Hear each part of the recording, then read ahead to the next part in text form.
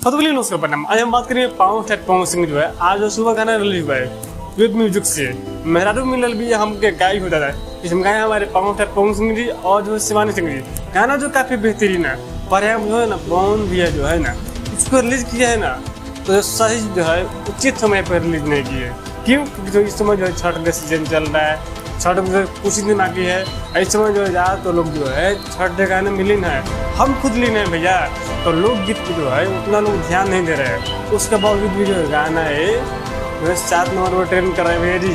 अभी जो है म्यूजिक सेक्शन में 8 लाख वाला जो है अब तक जो है इसका व्यू मिल चुका है, यानी जो है ना 9 लाख जो है इसका व्यू जो है होने वाला है। तो कहीं की जनता के प्यार और आशीर्वाद है गानों की जो है अब तक जो है 14 घंटा हो चुका है।